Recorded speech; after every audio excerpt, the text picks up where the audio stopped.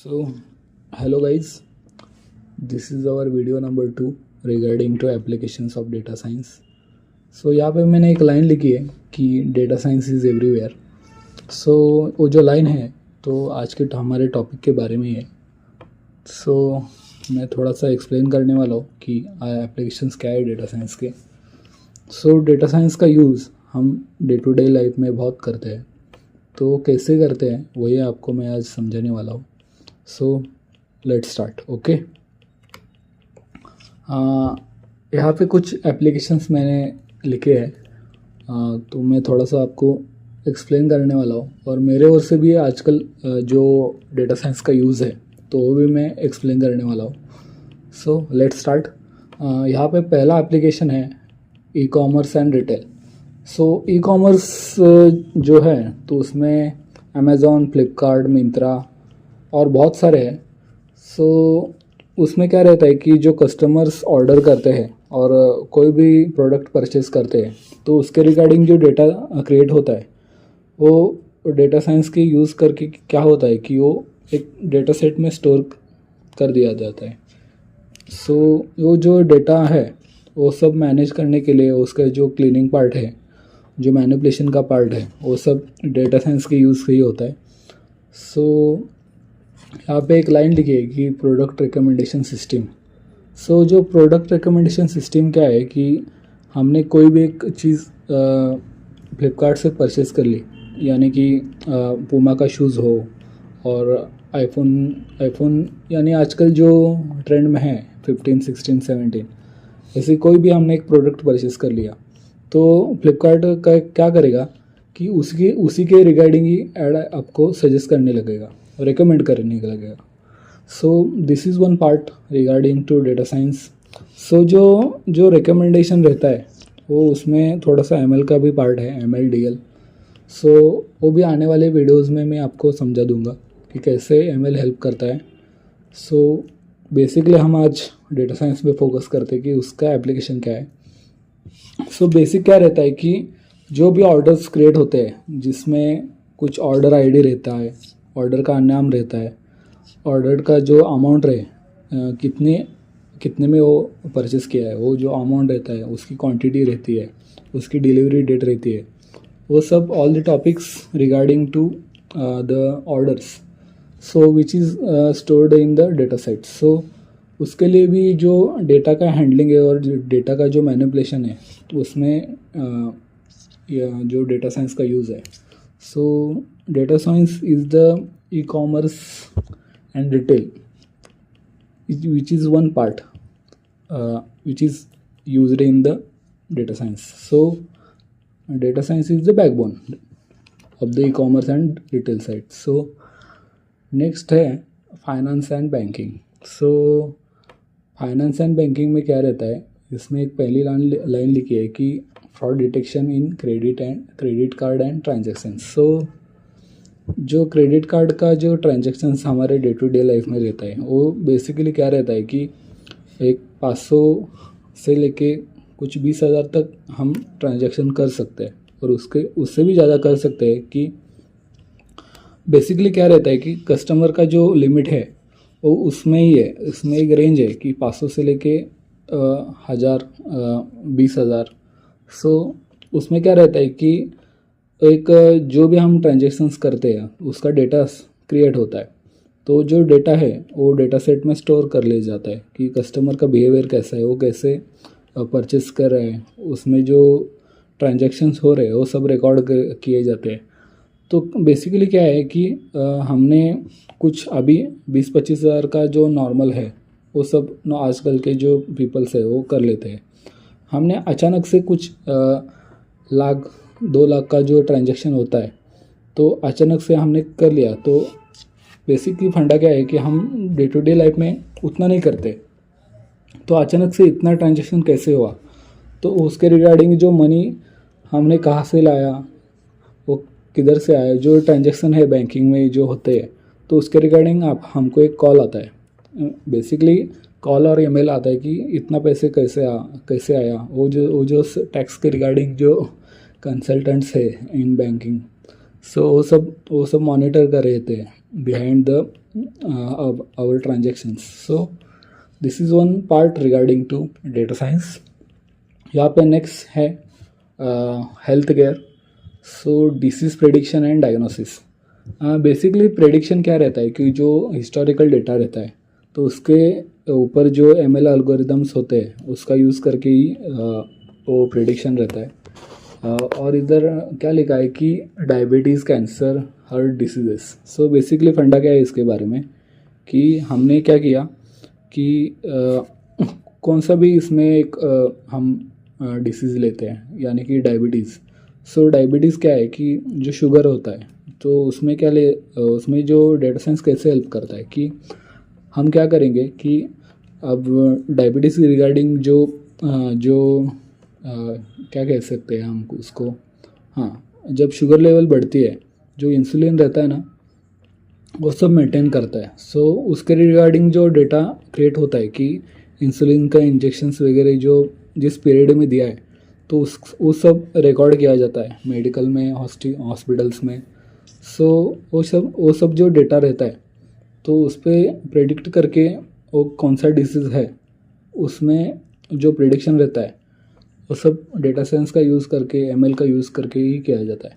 So this is one fact. और उसमें और भी लिखा है कि ड्रग डिस्कवरी विथ AI.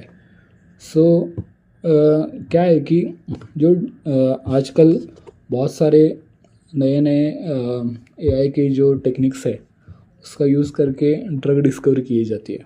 तो this is one part regarding to AI का जो यूज़ है वो डेटा साइंस का यूज़ करके ही है. और डेटा साइंस का मेनली क्या यूज़ है, जो डेटा है वो स्टोर करना, उस पर मैनिपुलेशन करना, उसका जो क्लीनिंग पार्ट है वो सब EDA परफॉर्म करके ये सब चीज़ें की जाती है. वो कैसे करते हैं मैं आने वाले वीडियोस में आपको बता दूंगा. सो और भी लिखा है कि मेडिकल इमेज एनालिसिस. सो यहाँ पे एक्सरेज एंड MRI स्कैन्स लिखा है. जो आजकल जो मेडिकल इमेज क्या रहता है कि एक डेटा सेट रहता है उसमें बहुत सारे इमेजेस स्टोर किए जाते हैं और वही इमेजेस है वो जो ML एल्गोरिदम्स रहते हैं उसमें पास किए जाते हैं. So for the training purpose. So basic idea क्या है इसके बारे में कि जो डेटा सेट रहते हैं वो पर्टिकुलर डिफरेंट टॉपिक्स के लिए अलग अलग रहते हैं. So this is one the part regarding to data science. वो जो इमेज एनालिसिस किया जाता है तो वो डीप लर्निंग की एक लाइब्रेरी है, कॉन्वोल्यूशनल न्यूरल नेटवर्क, CNN कहते हैं उसे. तो उसका यूज़ करके वो इमेज रिकग्निशन एनालिसिस किया जाता है. यानी कि बहुत सारे डेटा सेट में जब डॉग्स के इमेजेस रहेंगे तो ML के जो एल्गोरिदम्स है वो क्या प्रेडिक्ट करेंगे कि ये डॉग है, वो कैट है. तो जो एनालिसिस किया जाता है उसके बिहाइंड में भी डेटा साइंस है. और जो डेटा सेट है उसका जो मैनिपुलेशन है, क्लीनिंग पार्ट है, वो सब डेटा साइंस का यूज़ करके ही है. सो data science is the backbone of every जो एल्गोरिदम्स है उसके बिहाइंड में डेटा साइंस ही है. और ML एल्गोरिदम्स, DL एल्गोरिदम्स, वो जो this is one part. So this is the combination of ML and data science. Okay. So the next topic is the entertainment and media.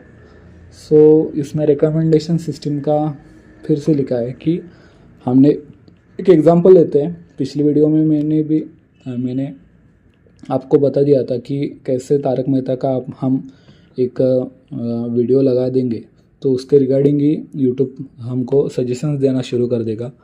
हमने क्या किया कि let's one example regarding to टीमॉक. Okay, हम क्या करते हैं कि कोई भी 10 नंबर वीडियो नहीं, एपिसोड.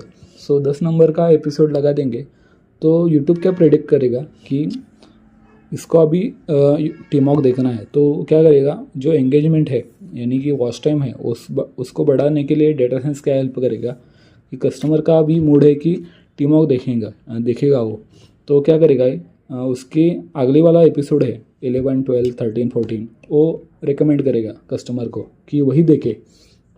सो इससे प्रॉफिट क्या रहता है कि वॉच टाइम बढ़ता है यूट्यूब का और वो जो चैनल्स हैं उनका भी वॉच टाइम बढ़ता है. So this is one the basic business idea behind the data science and using the data science. So okay, and यहाँ पे और एक लाइन है sentiment analysis of movies and social media करके कुछ लिखा है। सो यहाँ पे क्या लाइन लिखी है कि sentiment analysis of movies reviews and social media personalised ads. So उसमें क्या है कि हमने जो जो भी मूवीज़ देखी है उसमें जो रिव्यूज़ दिए हैं उसके रिगार्डिंग जो डेटा क्रिएट होता है वो सब एक डेटा सेट में स्टोर किया जाता है और उस पर डेटा एनालिसिस करके उसमें जो हमारा जो बिहेवियर है उसके रिगार्डिंग ये हमें वीडियोस सजेस्ट कर देगा। आप क्या करो इसके रिगार्डिंग आपको जो एक बेसिक रियल लाइफ एग्जांपल दूँ तो आप क्या करो एक 5 वीडियो किसी भी एक पर्टिकुलर रिगार्डिंग टॉपिक के लिए ऊपर देखो। मैं क्या कहता हूँ आप आज 5 टॉम एंड जेरी की वीडियो देखो तो यूट्यूब क्या करेगा उसके रिगार्डिंग ही आपको वीडियो सजेस्ट करने लगेगा। जो मेन आपने यूट्यूब ओपन किया एक तो क्या रहता है कि एक तो शॉर्ट्स ओपन होता है नहीं तो एक मेन स्क्रीन रहती है जो उसमें जो मिडल वाला वीडियो होता है वो हमने बहुत बार देखा हुआ रहता है। तो this is regarding business idea using the data science. Okay सो यहाँ पे क्या है कि नेक्स्ट जो 5th नंबर का है जो ट्रांसपोर्टेशन एंड ऑटोमोटिव है। तो उसमें क्या है कि ऑटोमोटिव में जो ट्रांसपोर्टेशन का पार्ट है जो सेल्फ ड्राइविंग कार्स का इधर लिखा है तो उसमें क्या है कि सेल्फ ड्राइविंग कार में बेसिक तो यूज़ मेन जो यूज़ है वो एआई का है और एआई में भी एमएल और डीएल का है। तो यहाँ पे डेटा साइंस का यूज़ क्या है कि जो डेटा सेट्स रहते हैं उसमें जो सेल्फ ड्राइविंग कार का कैसा रहता है कि जो भी ऑपरेशंस परफॉर्म किए जाते हैं उस पर एजेंट्स रहते हैं कुछ एक्चुएटर्स रहते हैं कैमराज रहते हैं वो जो उसके रिगार्डिंग जो इन्फॉर्मेशन है वो सब डेटा साइंस के यूज़ से ही है कि वो एक डेटा सेट में स्टोर किया जाता है और वही एमएल एल्गोरिदम में ट्रेनिंग के लिए पास किया जाता है। Okay this is the one part behind the data science. यहाँ पे और भी लिखा है कि रूट ऑप्टिमाइजेशन उबर ओला स्विगी जोमेटो।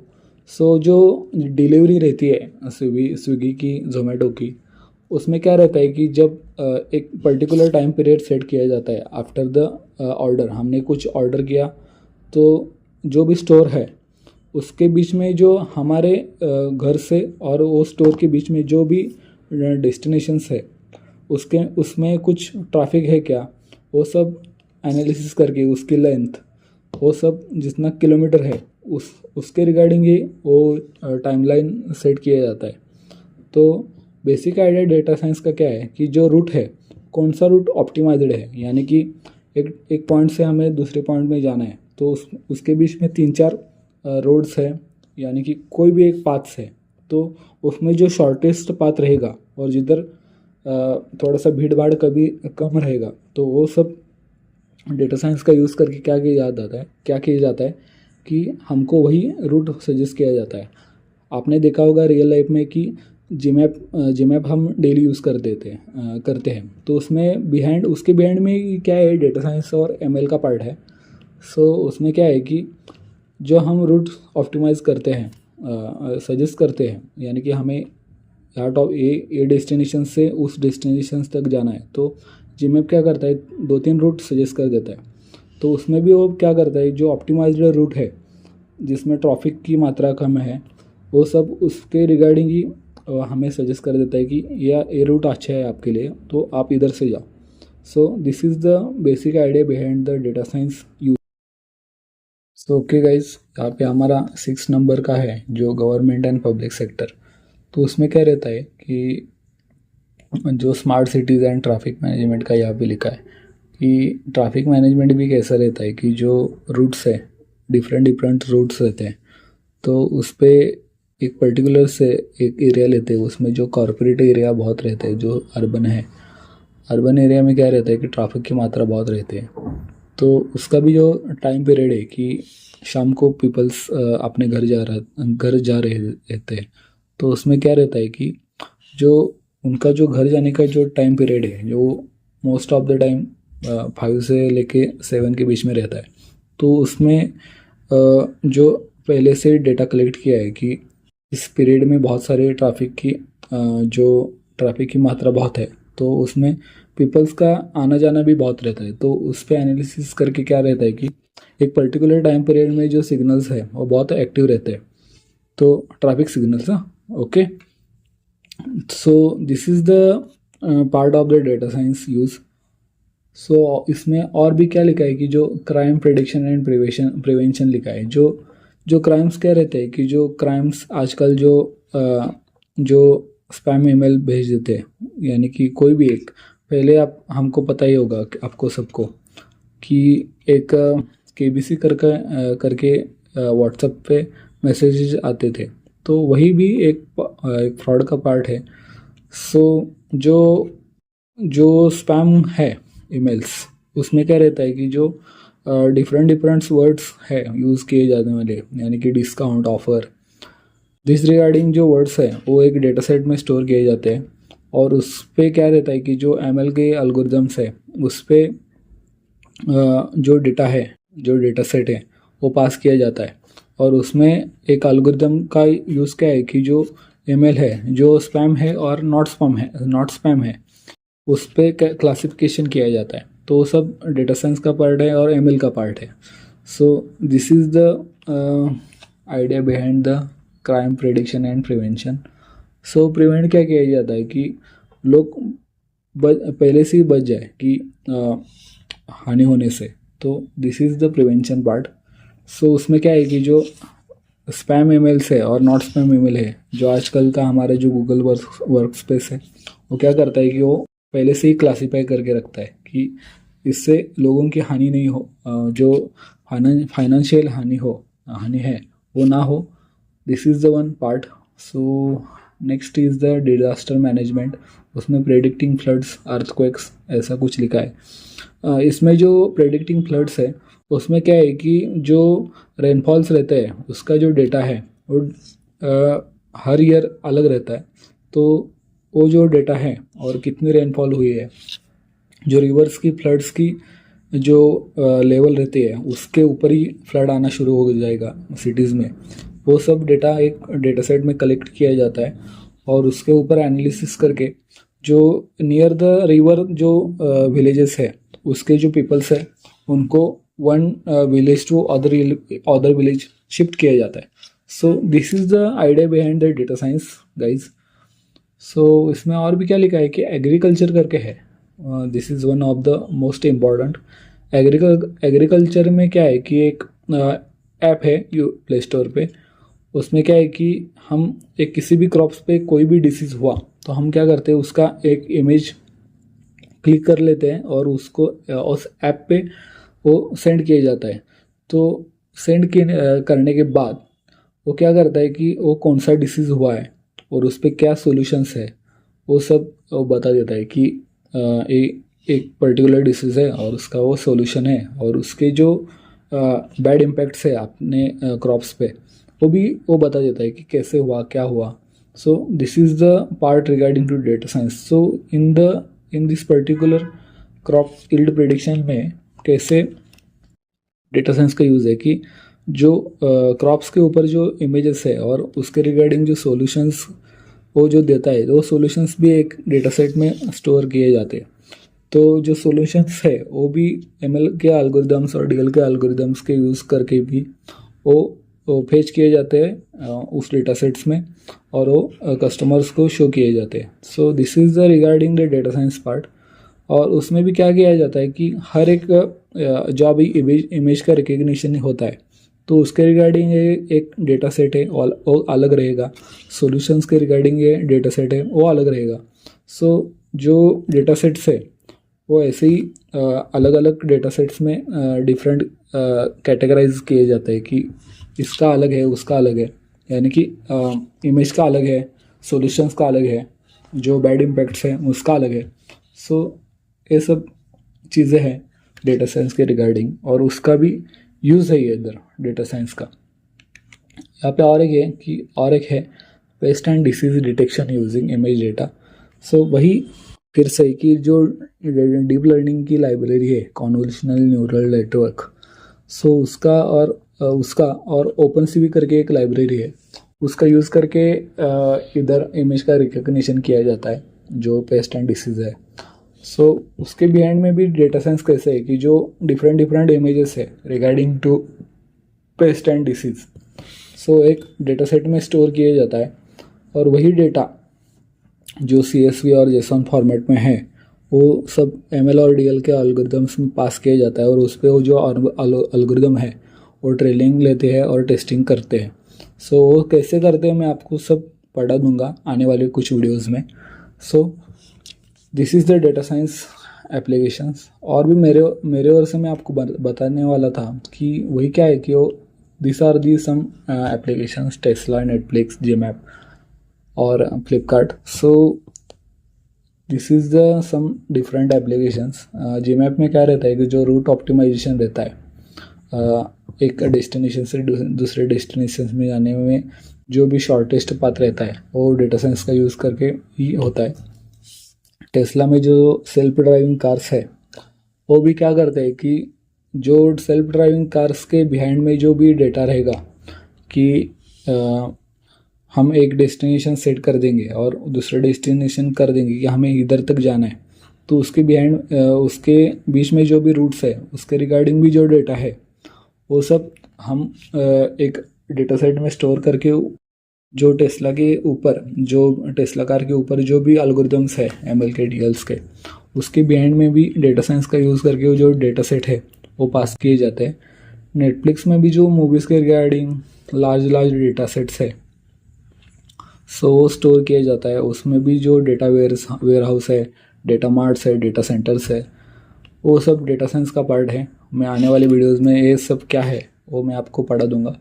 सो फ्लिपकार्ट का तो मैंने आपको बता दिया ही कि कॉमर्स एंड रिटेल्स में कैसे जो प्रोडक्ट रिकमेंडेशन सिस्टम है, कस्टमर का जो बिहेवियर है वो कैसे वो परचेस करता है, कितना परचेस करता है, उसके रिगार्डिंग जो एड्स है वो फ्लिपकार्ट शो करने लगता है।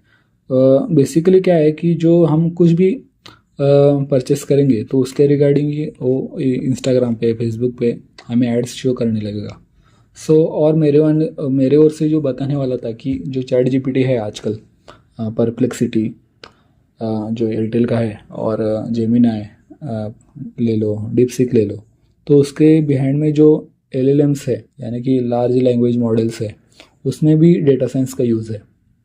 वो कैसे है कि वो बिग अमाउंट में डेटा रहता है तो उसको मैनेज करने के लिए जो टूल्स है उसमें उसके बिहाइंड में जो स्टैटिस्टिकल एनालिसिस रहती है वो भी डेटा साइंस का ही पार्ट है। कि कैसे वो एल्गोरिदम्स यूज़ करके कैसे डेटा को मैनिपुलेशन किया जाता है, उसको जो क्लीनिंग पार्ट है वो सब डेटा साइंस का यूज़ है। So this is the video guys. कैसे लगा आपको बता देना मुझे, आप लोग बता देना मुझे। थोड़ा सा इंग्लिश हिंदी का मेरा प्रॉब्लम है, फिर भी मैं अच्छे तरीके से बताने की कोशिश करता हूँ। Okay guys, thank you and good day.